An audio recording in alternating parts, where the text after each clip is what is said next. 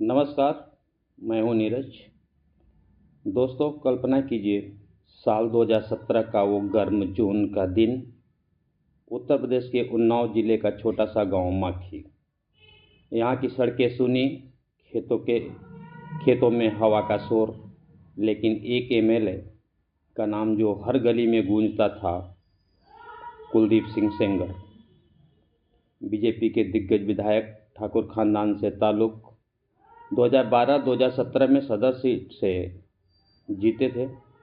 लोग कहते थे कि इलाका उनका निजी किला है, पुलिस से लेकर अफसर तक सबके सब उनके हाथों में।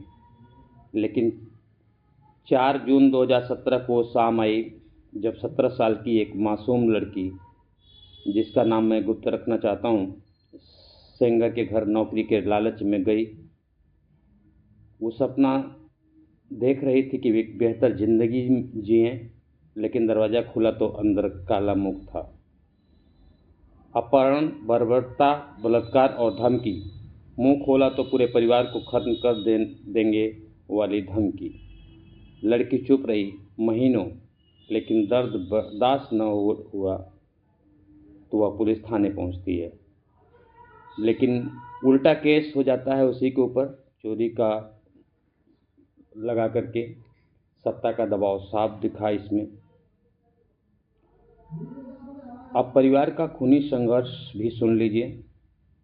फिर आया अप्रैल 2018 का वो खौफनाक दिन, जब लड़की के पिता ने हिम्मत जुटाई, सेंगर के गुर्गों के खिलाफ शिकायत की।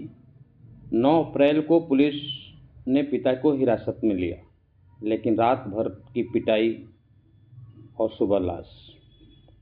पोस्टमार्टम में 23 चोटें, सिर फूटा, हड्डियां टूटी। यहाँ भी साजिश की बू आ रही थी। पूरा गांव सन्नाटे में। मीडिया में हंगामा मचा, लेकिन बीजेपी ने सेंगर को बचाया। इस्तीफा नहीं लिया, बस निष्कासन तक से श्री कर ली। ऐसे में साथियों, पीड़िता टूट गई। उसके भाई बहन बेघर हो गए, लेकिन वो हार नहीं मानी। 8 अप्रैल को लखनऊ सीएम आवास के बाहर खुद को आग के हवाले करने की कोशिश की। यहाँ जल रही थी एक जिंदगी, जल रही थी न्याय की उम्मीद। इसके बाद इलाहाबाद हाईकोर्ट ने हड़काया, इस मामले को संज्ञान लिया, सीबीआई को जांच के आदेश दी। फिर जाकर 13 अप्रैल 2018 को सेंगर को गिरफ्तार किया गया। सीतापुर जेल में बंद हुए, लेकिन सस्पेंस अभी भी है। साथियों, यहाँ से जो आगे दिखा वो पूरा साजिश का जाल था। साल 2019 में नया ट्विस्ट आया। पीड़िता, उसकी मौसी और उसके वकील दिल्ली जा रहे थे। रास्ते में ट्रक से जोरदार भिड़ंत हो जाती है और तीनों लोग जख्मी हो जाते हैं। सीबीआई ने सेंगर के भाई अतीक सिंह समेत 13 पर केस दर्ज किया। ये हादसा था या हत्या की साजिश, साफ नहीं हो सका। फिर सुप्रीम कोर्ट इस पर भड़का और जुलाई 2019 में एक धमाकेदार फैसला हुआ। इस केस को दिल्ली ट्रांसफ़र किया गया। सीबीआई को चार्ज मिला, सेंगर को तिहाड़ जेल हुई।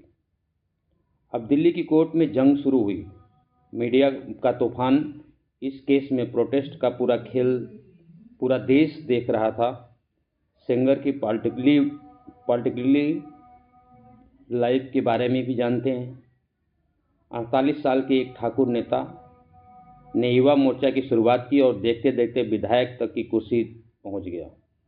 लेकिन एक रेप केस ने सब तबाह करके रख दिया। बीजेपी ने 2019 में निष्कासित किया। जेल में रहते हुए सेंगर खबरों में बने रहे। यूपी के अखबारों में बहुत दिन तक कुलदीप सिंह सेंगर की काली करतूत छपती रही। कुछ ही बड़े मामले में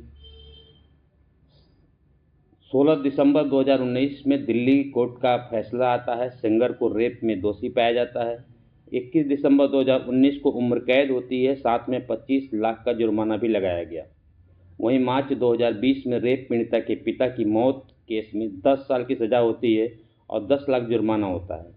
इतना सब होते होते सेंगर की दुनिया उजड़ चुकी थी, लेकिन अपीलें अभी भी जारी थी।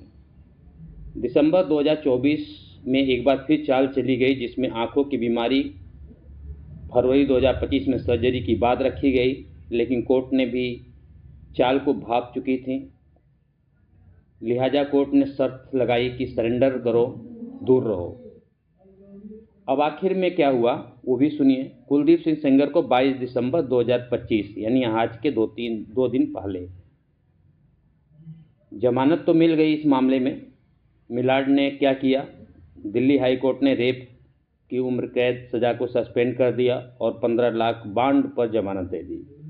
हालांकि शर्तें भी रखा कि पीड़िता से 5 किलोमीटर दूर रहना है, हर सोमवार को थाने में रिपोर्ट करना है, कोई बयान नहीं देना है। अभी पीड़िता के पिता की मौत केस के मामले में 10 साल की सज़ा बाकी है, लेकिन अपील लंबित है। अगली सुनवाई 15 जनवरी 2026 को होनी है। इधर पीड़िता और उसकी मां दोनों मंगलवार को ही दिल्ली में धरने पर बैठ गईं। हाथ में लिखी हुई तख्ती ली थी कि बलात्कारी को रिहा क्यों किया गया।